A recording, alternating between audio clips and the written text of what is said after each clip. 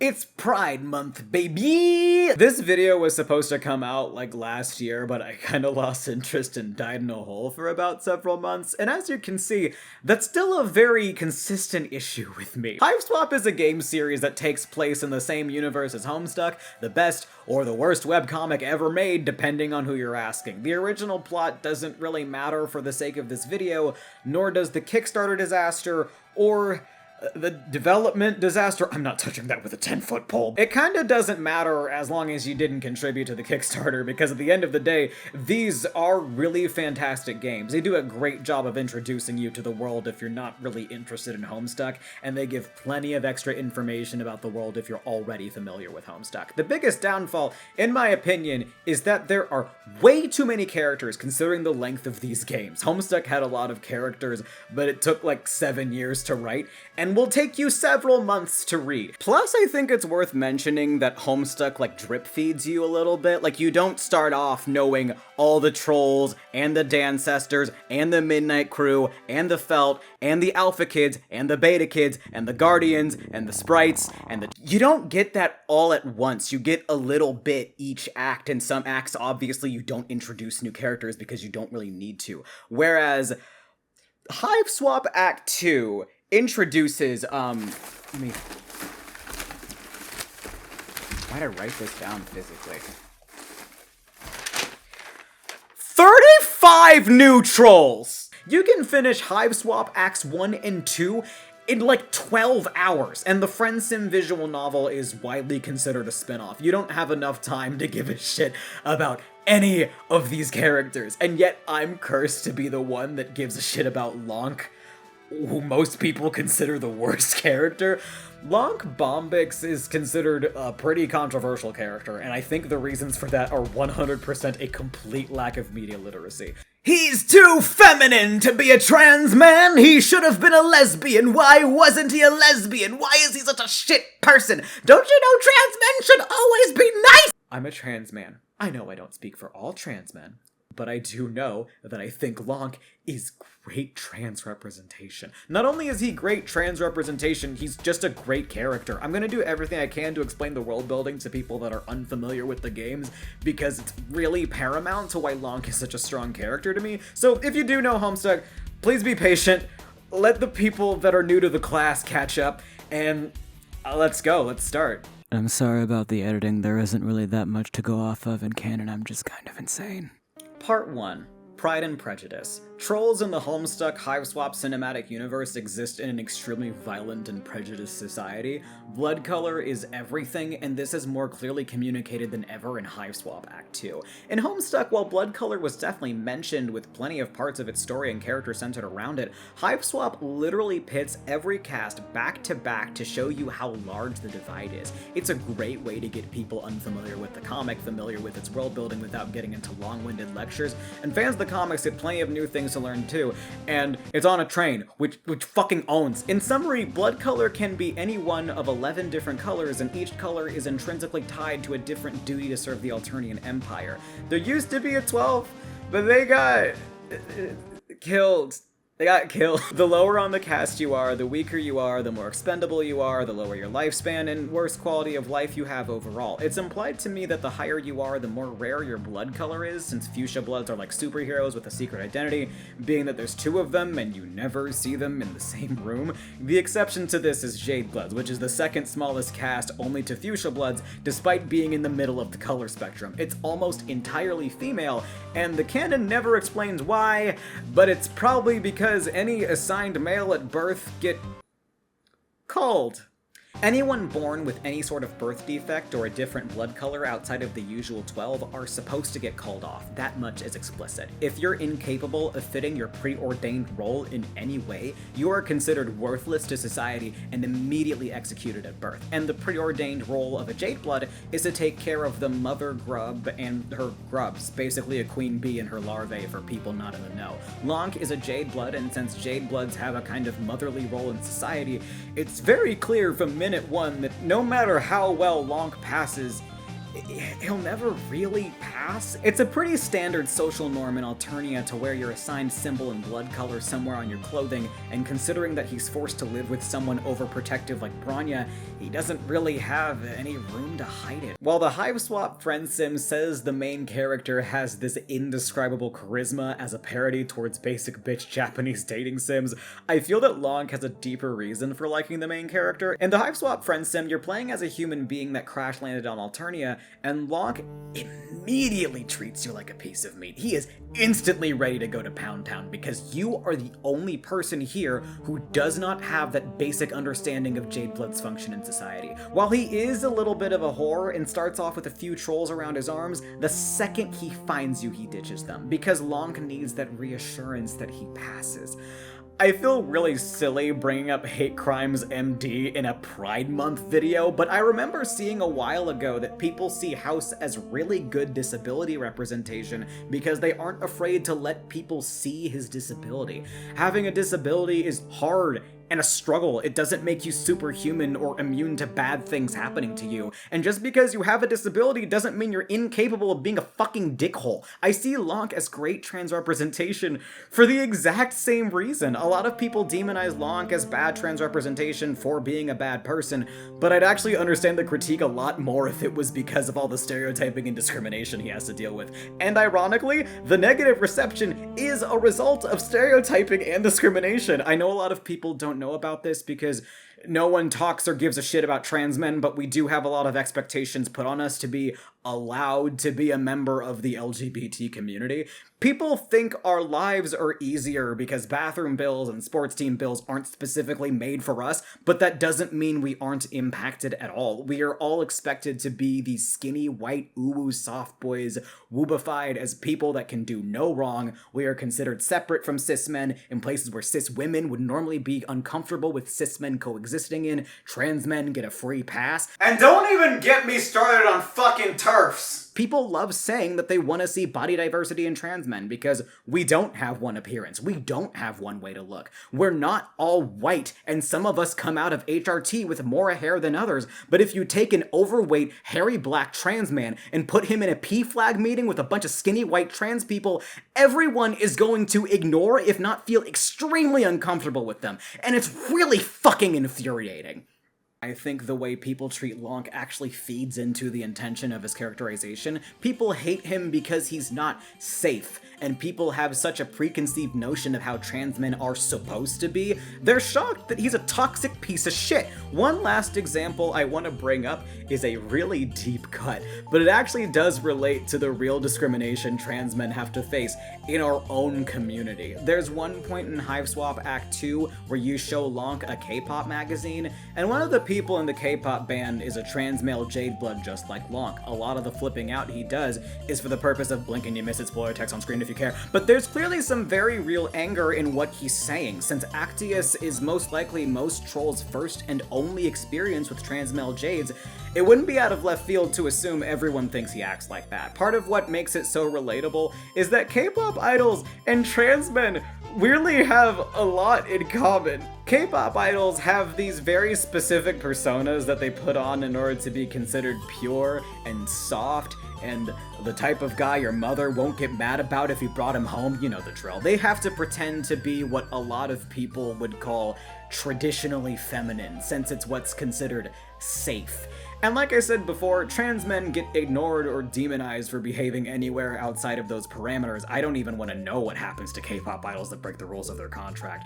Some trans men are totally fine with these assumptions, but I'm not, and it's pretty evident that Lanque isn't either. Even in the context when he first indirectly brings up all of this discrimination in the friend sim, unlike in Act 2, he doesn't really have anything to gain from pointing out how pissed he is that the main character so easily connected his behavior with that of a vampire.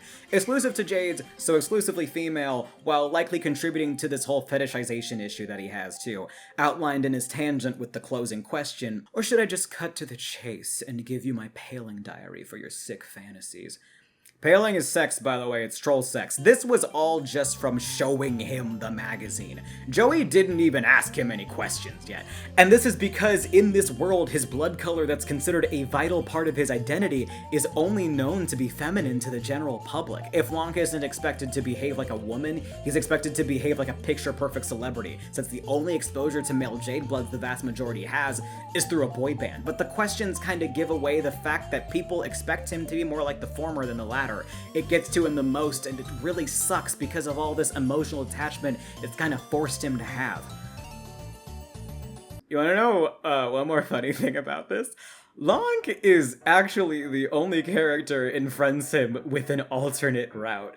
That's right, you can opt out of him being a whore because his canon route technically has sex in it, and they wanted to make something for minors. If you say you're under the age of 18, you're put into a route where he does act like the uwu softboy stereotype. I think this is supposed to be kind of a joke route, but you know what? Good, the people that have these assumptions kind of deserve it. People are relaxed around him, he writes poetry and validates the feelings of others, and people hated this route because he was acting like the stereotype. What do you people want from him? Part 2. Examining the Prince of Life. So I already mentioned the biggest controversies about Lanque's route, that being that people were almost universally outraged by both routes for perfectly contradictory reasons. People hated the safe for work route for reinforcing the stereotypes about trans men, that's a no-brainer, but people also hated the not safe for work route because it went against those stereotypes by making him a toxic slut, which is why this ended up being one of the funniest routes I have ever played in a visual novel until Class of '09 came out. Come on, try not to get blamed for a hate crime. I'm watching Drake and Josh. This better be really fucking good. It's actually really bad. Oh, we'll see you later. Dude, wait! There was a lot of confusion for a while for, you know, the normal people as to which one was canon up until Act 2 making that loud and clear, since not only is he a horror in the not safe for work route, he's also a stone-cold, emotionally manipulative dick. However, I'm sitting in a weird camp where I want to say both routes are canon to a certain extent. According to his sign, Lanque is a prospect dreamer and a hero of life, probably shocking to pretty much everyone that's read Homestuck, since all known life players have, well, a pretty lively personality. I'm not saying Lanque has a bland personality, far from it. It's just very subdued and not exactly energetic. Even when he's reading people, which I would call basically being in his element, he's practically emotionless with how he treated lynera, switching from hot to cold at the drop of a hat. Actually, fuck the class spec shit. Let's talk about lynera for a little bit. Part 2. About lynera for a little bit. Lynera Scalby is the second route in Volume 11 of Pals and Promises Made and Broken. Trust me, this will make sense in a second. Her route is about her unrequited red rom, aka romantic, crush on Bronya Ursama, the self-imposed head of the Jade Blood Cloister. The more you talk to her and get to know her, it doesn't take long to realize that her attachment to Bronya is not a simple crush and more like an extremely unhealthy obsession. One of her endings even involves killing you if you exaggerate your friendship with Bronya. She likely has some kind of wiretap to her phone line or chitter or whatever, since she knows whenever you text her. Her room has an iron maid with jade blood dripping off of it, implying that she's felt that some jades in the past have gotten too close to Bronya, especially with how Bronya alludes to losing former cloister mates and how sad she is about it. She is an anxious and nervous wreck due to her obsession, and it's clear that she can't handle the idea of someone else being closer with Bronya than she is, or anyone getting more attention from Bronya than her, as she heartily claims that she is Bronya's best friend and not the player. Through this, and Lanque's absolute fucking destruction of her in this friend sim chapter, it's safe to surmise that lynera would stop at nothing to make sure that Bronya focuses on her, not just killing people, but even spreading rumors to purposefully exacerbate Lanque's problems as an individual in hopes that Bronya will see him as a lost cause and give up on him, likely going this route because Lanque would just crush her like a grape. Now, I'm not saying that lynera was spreading lies about him. Lanque even says that he's hardly in a position to criticize. He sucks. We've been known that. He's willing to admit that he's an inherently shitty person, citing lynera as just as bad, if not worse, for gossiping about him for almost 2.5 sweeps, which is a little bit over 5 years in human time, just so... Girl, Girl needs a hobby. And despite inviting her, he questions the audacity of her deciding to show up, considering she talks so much about him behind his back. Which is a fair question, admittedly with the slimy implication that he either invited her with the intentions of confronting her, or the alternative, just genuinely trying to show lynera a good time. He doesn't really give her the full cold shoulder until the player interjects and brings up how long they've known each other, which, when juxtaposed with the line, "I don't bite until asked," well, they asked. And that's what they got. I swear, every time I reread this route, I notice something new. According to the Extended Zodiac, life players are deeply empathetic with an intuitive understanding of others' suffering and the best way of righting those wrongs. At their best, they are great listeners, caretakers, and nurturers. At their worst, the lifebound are passive-aggressive and pushy. They're certain they know best. Lanque invited lynera as a quiet means to an end, encouraging her to break out of her shell and meet some new people. While I don't think he really cares that much about lynera, I think he at least respects Bronya. There are some fucking 82D chess levels of mind games played in this little exchange, and I might be jumping to massive conclusions, but I really do think Lanque had good intentions here. He was waiting for an excuse to tell her off, and the second he got one, he took it. If he really cared about her talking shit for over 5 years, this interaction makes it crystal clear that he would have zero problem with telling her directly that it made him upset. He did this because he didn't want lynera latching onto him for the entire party, because that's what shy people do at parties. If you don't know anyone, you stick with the people you know, and if she does that, she's not going to meet anyone new, so she's not going to get over Bronya. If you give her a reason to leave by making her cry and telling her that she should feel terrible about herself, not only do you get her off your back, but you play the wingman in the most insidious way possible. Hot girl crying at a party is the perfect icebreaker to get someone to come by and not just talk to her, but give her someone else that cares about her. Excellent gambit, sir. Immaculate execution. This was probably for purely selfish reasons, specifically giving Bronya less of a reason to be paranoid so she'd be less of a helicopter mom, but still.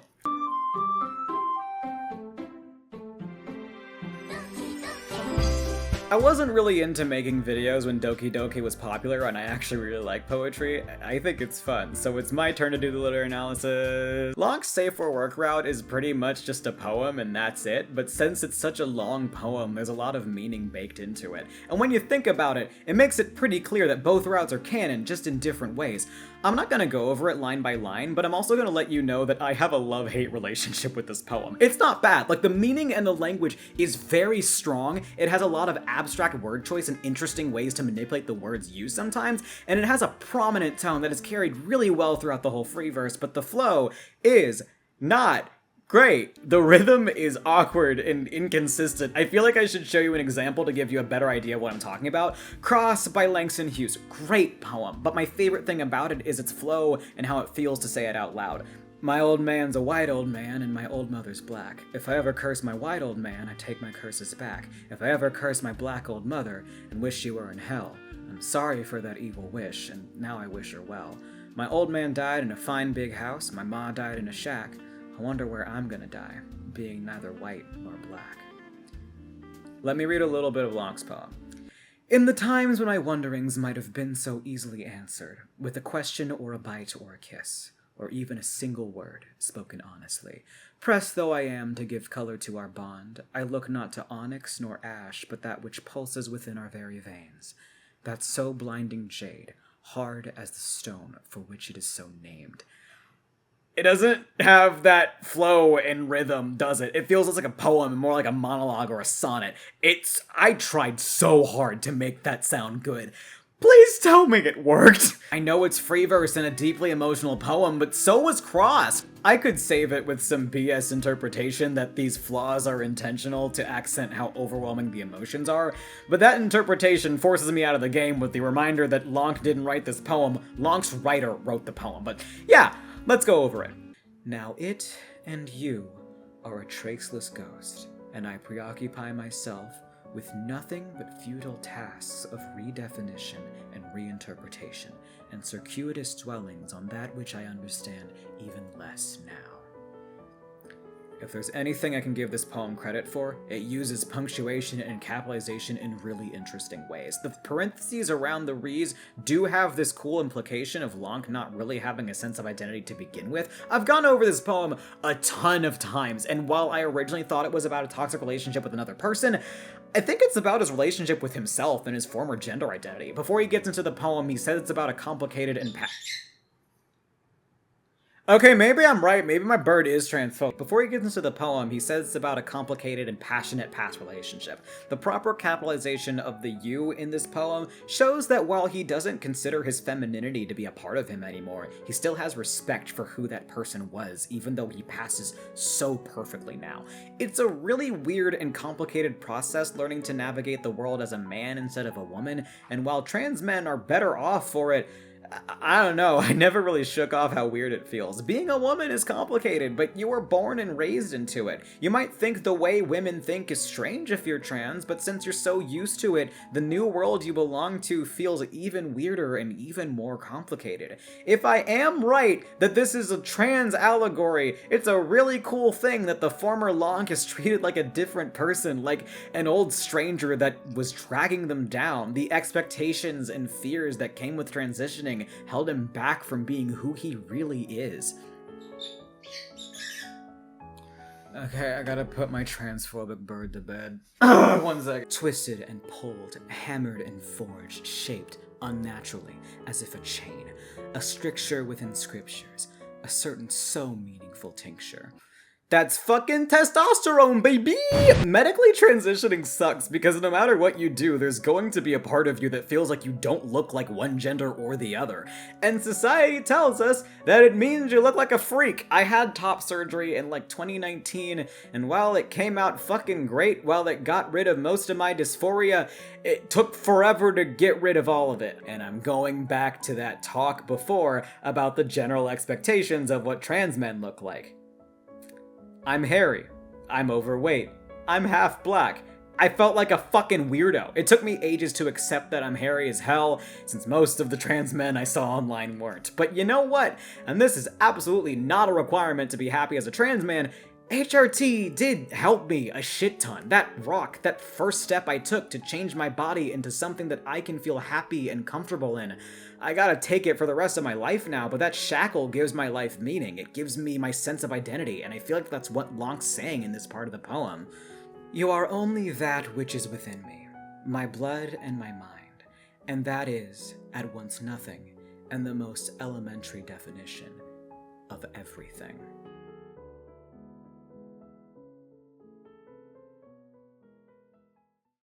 With this bookend, I want to outline 2 really important details. First off, this is not a reflection of every Transmasc experience, it is purely a reflection of my own. The great thing about gender identity and experience is the fact that it isn't a one-size-fits-all, and there is no right or wrong way to be whoever you want to be. If you want to be a cutesy trans man that wears dresses, makeup, and collects Monster High dolls, who am I to stop you? Sometimes I also wear dresses and makeup and collect Barbie dolls. My problem starts with the fact that many people in the LGBT community see trans men as only having one right way to be, and the idea that not having a certain degree of unapologetic femininity makes you a traitor in a way, or God forbid you're an AMAB non-binary person, you might as well be a ghost.